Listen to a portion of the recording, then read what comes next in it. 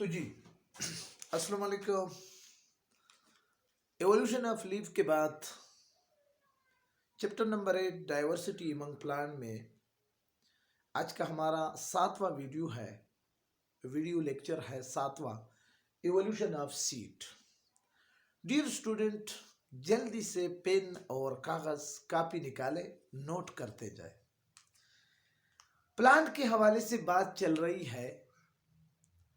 तो dear student, आपको मैं एक बात बताऊं कि दुनिया में अप टू डेट जो प्लांट की तादाद है वो तकरीबन 5 लाख है, यानी 0.5 मिलियन प्लांट है। मुख्तलिफ किस्म की जो प्लांट है ये तकरीबन 5 लाख मुख्तलिफ किस्म के प्लांट है। हर किस्म को हम स्पीशी कहते हैं। Each kind of plant is called species. ये लफ्ज़ भी आप अपने साथ याद रखें डियर स्टूडेंट कि जब हम कहते हैं कि 5 लाख मुख्तलिफ किस्म के प्लांट, तो ये किस्म क्या है? स्पीशी है। ठीक है। अब जी हमारे साथ इन 5 लाख प्लांट को हम 4 ग्रुपों में कंसीडर करते हैं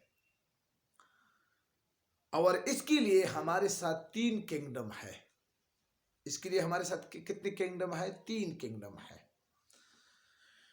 एक किंगडम है हमारे साथ किंगडम फंजाई, जिसमें सिर्फ फंजाई होंगे, और दूसरा किंगडम है हमारे साथ किंगडम प्रोटेस्टा, जिसमें अलगी भी उधर पड़ी है, और एक किंगडम है हमारे साथ किंगडम प्लांटी, जिसमें विस्कुलर और नॉन विस्कुलर यानी ब्रायोफाइटा और टीरिटोफाइटा सब मौजूद है।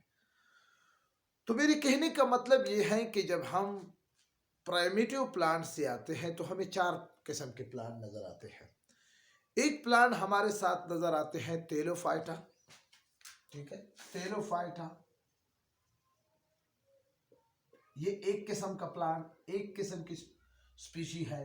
दूसरी किस्म का स्पीशी हमारे साथ है ब्रायोफाइटा। तीसरी किस्म की टाइप हमारे साथ है टीरिटोफाइटा। ठीक है ना, या टीरोफाइटा या टीरिटोफाइटा। और चौथा हमारे साथ है एम्ब्रियोफाइटा। ये 4 किस्म के प्लांट जब हमें पता चल जाते हैं तो टेलोफाइटा से लेकर टीरिटोफाइटा तक जितनी भी प्लांट है इन सब में सीड नहीं होंगे। टेलोफाइटा में आपको स्टेम, रूट और लीव्स का कंसेप्ट भी नजर नहीं आएगा। फ्लावर तो नहीं होंगे। ठीक है ना, फ्लावर तो यहां तक किसी में भी नहीं है मां सवाए एम्ब्रियोफाइटा के। इसके बाद जब आप ब्रायोफाइटा में आएंगे तो फिर आपको जाइलम और फ्लोएम का कंसेप्ट भी गायब हो जाएगा। थ्रू सिंगल डिफ्यूजन वो ट्रांसपोर्टेशन की प्रोसेस करते हैं। जाइलम आपको पता है कि वो टिश्यू है जो कि पौधे के हर हिस्से को वाटर की कंडक्शन करती है, और फ्लोएम वो टिश्यू है जो कि पौधे के हर हिस्से को खुराक की तरसील करती है। तो ये विस्कुलर टिश्यू का कंसेप्ट ब्रायोफाइटा में गायब होता है। टीरिटोफाइटा में भी यही up to some stem, root और लीव्स का कंसेप्ट तो है, लेकिन बहुत कमजोर है। माइक्रोपेलस लीफ आपको नजर आएंगे, स्टेम भी आपको कुछ अंडरग्राउंड नजर आएंगी जिसको हम राइजोम कहते हैं। सीड का कंसेप्ट इधर भी नहीं है। आगे जब हम जाते हैं एम्ब्रियोफाइटा, ये वो वाहिद ग्रुप है हायर प्लांट का। वैसे तो हायर प्लांट को हम टीरिटोफाइटा से शुरू करते हैं, लेकिन जब हम कहते हैं एक होते हैं कि सिंपल प्राइमेटिव प्लांट टेलोफाइटा, अब इसके बाद फिर जी लोअर नॉन विस्कुलर प्लांट, फिर हम इसको कहते हैं ब्रायोफाइटा, और फिर हम इसको कहते हैं लोअर विस्कुलर प्लांट, हम फिर उसको कहते हैं टीरिटोफाइटा, और फिर जब हम उसको कहते हैं कि हायर प्लांट, हायर विस्कुलर प्लांट, तो फिर हमारा मतलब एम्ब्रियोफाइटा की तरफ होता है, जहां पर जिम्नोस्पर्म और एंजियोस्पर्म का कंसेप्ट होता है। उसमें भी जिम्नोस्पर्म में फ्लावर प्रोडक्शन नहीं होता। ठीक है ना। तो ये सिलसिला जो आपको नजर आ रहा है, ये भी आपको एक चेंज नजर आ रहा है। इससे पहले इवोल्यूशन ऑफ लीफ पर मैंने इवोल्यूशन का बहुत बेहतरीन डिफिनीशन किया था कि the gradual changes in something या अब समथिंग इज कॉल्ड एवोल्यूशन। अब अगर ये चेंजेस ऐसा चेंज हो जाए जो कि नेक्स्ट जनरेशन में ट्रांसफर हो जाए तो फिर उस चेंजेस को हम कहते हैं कि ये एवोल्यूशन है। अगर कोई ऐसा चेंज है जो कि नेक्स्ट जनरेशन में नहीं जा रहा है तो वो चेंज एवोल्यूशन की जुमरों में नहीं होगा। अरिस्टोटल से पूछ ले, लामार्क से पूछ ले, लीनियस से पूछ ले, मल्तास से पूछ ले, रसल आनल से पूछे, वेलिस से पूछे, गुरिच से पूछे, मेंडल गुरिच से पूछे, तो इन सब से पूछने के बाद आपको डार्विन से पूछे, उन सब का यही बात होगी कि जब वो चेंज जो किसी जनरेशन में आ जाती है किसी बॉडी में और वो नेक्स्ट जनरेशन ट्रांसफर नहीं होता तो उसको हम क्या कहते हैं? एवोल्यूशन नहीं कहते। ठीक है ना? तो जी यहां पर क्लियर कट हमें एवोल्यूशन नजर आ रहा है।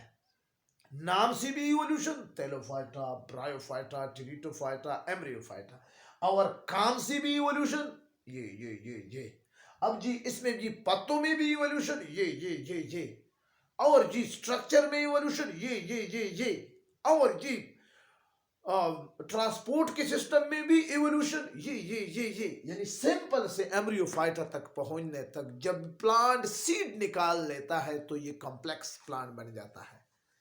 अब डियर स्टूडेंट, इसका ये मतलब नहीं है कि एवोल्यूशन एम्ब्रियोफाइटा पे खत्म हो गया है।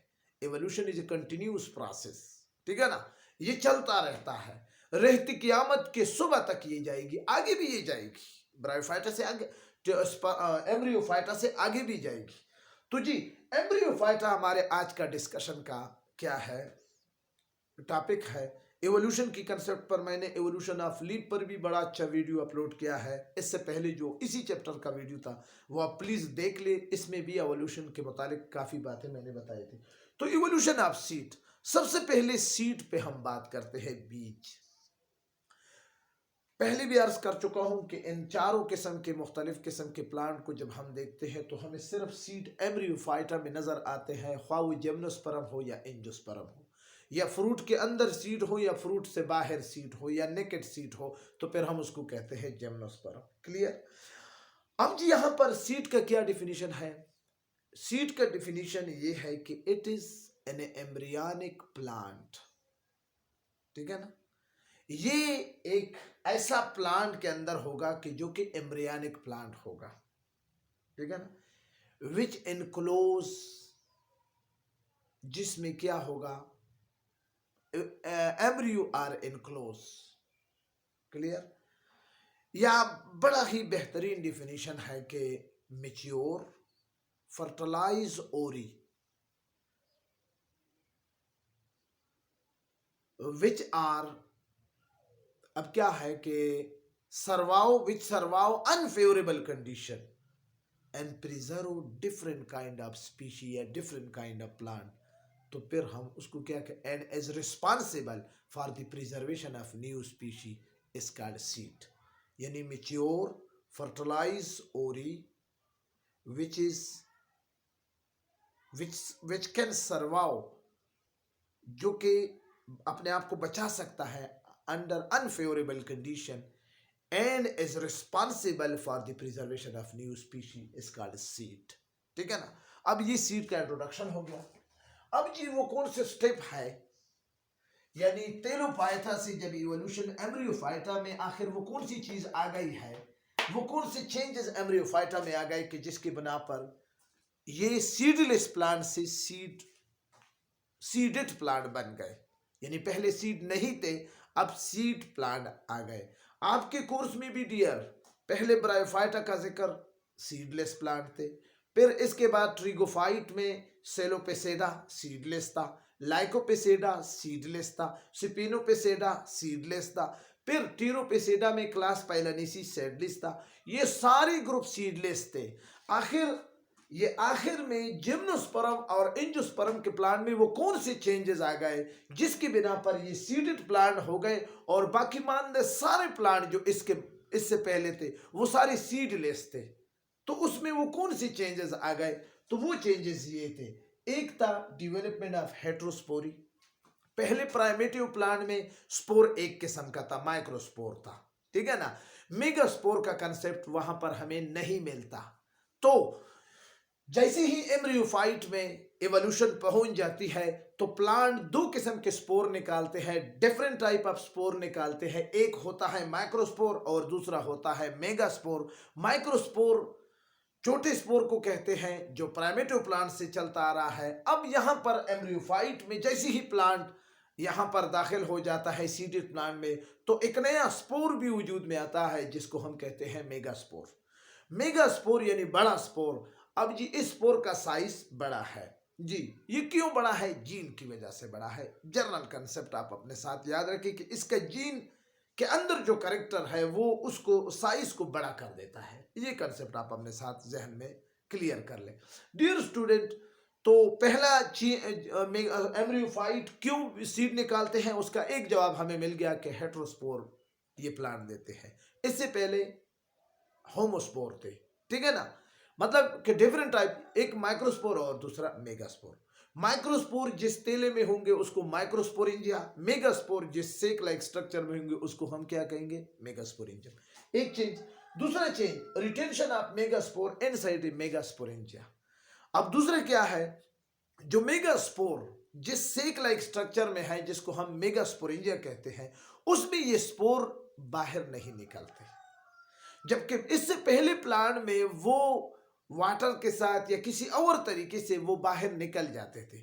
अब जब बाहर निकल जाते थे तो फिर उसका नुकसान क्या होता था? जब इसके बाद मियासिस होती थी तो स्पोर की कमी होती थी और फिर ओयूल नहीं बनता था, फूड रिजर्वायर नहीं होती थी, तो ये सब कुछ वो नुकसान। लेकिन इस केस में, एम्ब्रियोफाइट केस में, दूसरी चीज क्या आ गई कि अब मेगास्पोरेंजिया के अंदर जो मेगास्पोर है उसकी रिटेंशन हो गई है, ठीक है ना। अब वो रिटेन कर गए हैं यानी रह गए हैं, बाहर नहीं निकलते, ठीक है ना। यानी नॉन मोटाइल, आप इसको समझे, क्लियर कट नॉन मोटाइल, वो अपनी जगह से नहीं हिलते। अगर माइक्रोस्पोर ने आना है तो आए, अगर नहीं आना है बेशक मेगास्पोर जाया ही हो जाए इन एम्ब्रियोफाइट में, लेकिन मेगास्पोर कभी भी जाने वाले नहीं है माइक्रोस्पोर के पीछे। इससे पहले प्राइमेटिव प्लांट में क्या होते थे? मेगास्पोर में रिटेंशन नहीं थी मेगास्पोरेंजिया के अंदर, तो जब रिटेंशन नहीं थी तो जाया हो जाते थे कभी कभार। तीसरी जी क्या है? Reduction in number of megaspore. अब इसके क्या है? मेगास्पोर की तादाद क्या होती थी?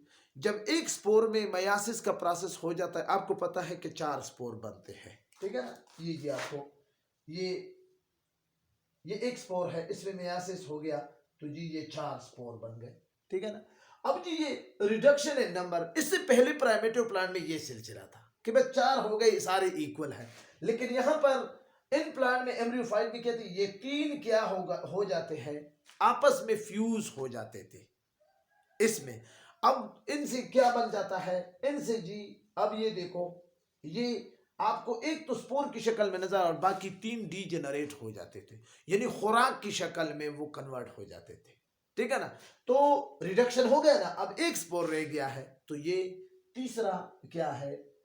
इवोल्यूशन की चेंज है जो कि एम्ब्रियोफाइट में आपको नजर आता है। इससे पहले मियासिस के बाद कभी भी स्पोर में रिडक्शन नहीं आती थी। जब नहीं आती थी तो यही काम, इसलिए तो सीड नहीं निकलता था जी। इसके बाद है फॉर्मेशन ऑफ इंटीगुमेंट अराउंड मेगास्पोरेंजियम। अब जी क्या है? ये जो आउटर कवरिंग है, ये आउटर कवरिंग पहले ये होता था कि मिसाल के तौर पर ये 3 स्पोर है जो डीजेनरेट हो गए और ये एक स्पोर है। इससे पहले इसके बाहर जो आउटर कवरिंग थी वो इस तरह थी, ठीक है ना। अब ये आउटर कवरिंग जब इस तरह थी तो ये बिल्कुल खुली थी, ठीक है ना, ये इस तरह थी, क्लियर। अब जी इसके आउटर मोस्ट कवरिंग क्या थी? अब ये ओपन थी। उसका क्या नुकसान होता था? उसका नुकसान ये होता था कि फिर जब ये आउटर कवरिंग की प्रोटेक्शन कम थी तो उस वजह से जब जायगोट बन भी जाता था तो वो अक्सर जाया होता था, उनको खुराक भी नहीं मिलता था। तो इससे क्या हुआ कि इंटीगुमेंट इसके अंदर बना। अब ये जी ये वो इंटीगुमेंट है, ये एक दूसरे के साथ फ्यूज हो गए एम्ब्रियोफाइट में।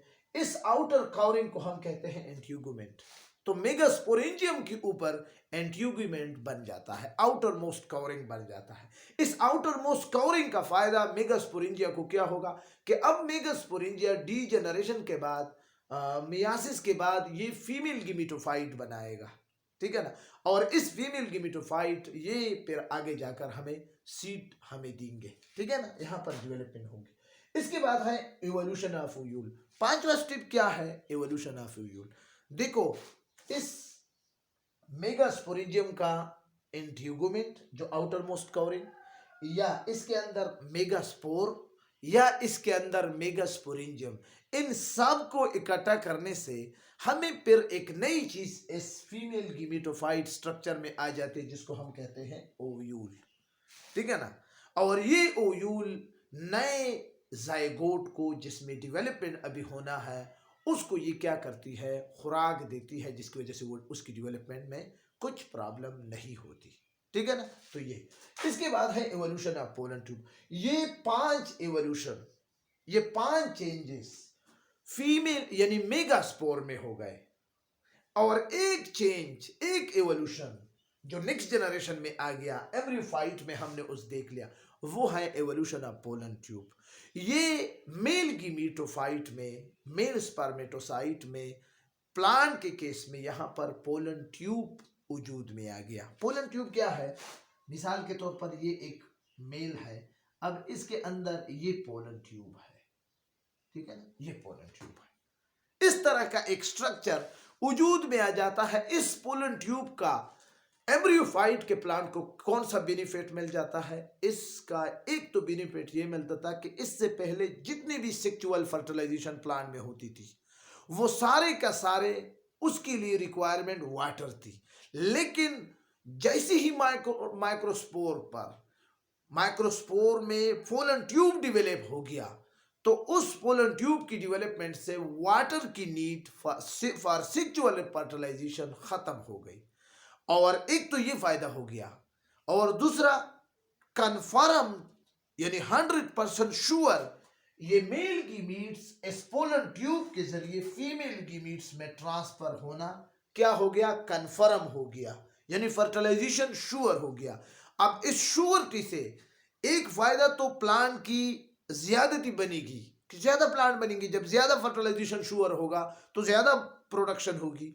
और दूसरी बात, अब आपको एम्ब्रियोफाइट आपको वर्ल्ड वाइड इन डिस्ट्रीब्यूशन भी नजर आएंगे, आपको हर जगह ये प्लांट नजर आएगा। उसकी वजह ये है कि अब वो वाटर का जो रिक्वायरमेंट है वो तो साइड पे हो गया पोलन ट्यूब की डेवलपमेंट की वजह से। अब माइक्रोस्पोर का जो प्रॉब्लम था सेक्सुअल फर्टिलाइजेशन में, फीमेल गिमेटोफाइट के साथ फ्यूजन के साथ वाटर रिक्वायरमेंट, अब वो पोलन ट्यूब की डेवलपमेंट से खत्म हो गई। लिहाजा अब एम्ब्रियोफाइट वो प्लांट भी, एम्ब्रियोफाइट आपको हर जगह हर हैबिटेट में नजर आएंगे। आपको ड्राई प्लेस पर भी नजर आएगा, आपको हिली एरिया में भी आएंगे, आपको ट्रॉपिकल रीजन में भी नजर आएंगे, आपको सब ट्रॉपिकल एरिया में भी नजर आएंगे, आपको टेम्परेट रीजन में नजर आएंगे। ट्रॉपिकल गर्म इलाके को कहते हैं, टेम्परेट सर्द इलाके को कहते हैं। तो ये इस एवोल्यूशन, इन चेंजेस से, ये 6 चेंजेस से सीड की डेवलपमेंट यानी सीडेड प्लांट वजूद में आ गए, जो इंशाल्लाह हम इसके नेक्स्ट टॉपिक हम फिर जिम्नोस्पर्म से शुरू करेंगे। तो ये सीडेड प्लांट थे। अब आपको ये पता है कि इन सीडेड प्लांट की वजह से इनकी हर चीज दोबाला हो गई है, इनकी कदर कीमत इनकी फ्रूट की वजह से। ये पॉजिटिव एवोल्यूशन के जुमरे में आता है कि ऐसे चेंज जो कि किसी प्लांट के लिए, किसी ऑर्गेनिज्म के लिए वो फायदा दे, तो हम उसको कहते हैं कि ये एवोल्यूशन सूट करती है। जैसे लामार्क ने जराफे का एग्जाम्पल दिया था कि वो जराफे जिसका पाँव, अगले पाँव और नेक बड़े थे, उन्होंने पौधों के पत्ते खाने शुरू किए और नेक्स्ट जनरेशन में हमें सिर्फ वो जराफे नजर आए, बाकी जराफे नजर नहीं आए। तो इसी तरह एम्ब्रियोफाइटा ने पूरी दुनिया में हैबिटेट बना लिया, खुश्की पर, पहाड़ों पर, सहराओं पर, दरियाओं में, हर जगह आपको एम्ब्रियोफाइट खेतों में नजर आएंगे। तो ये हमारा आज का एवोल्यूशन ऑफ सीड है। इंशाल्लाह नेक्स्ट पर हम एम्ब्रियोफाइट पर, इसकी जर्नल कैरेक्टरिस्टिक पर बात करेंगे। इजाज़त चाहता हूँ। खुदा हाफिज़। Thank you for watching my video.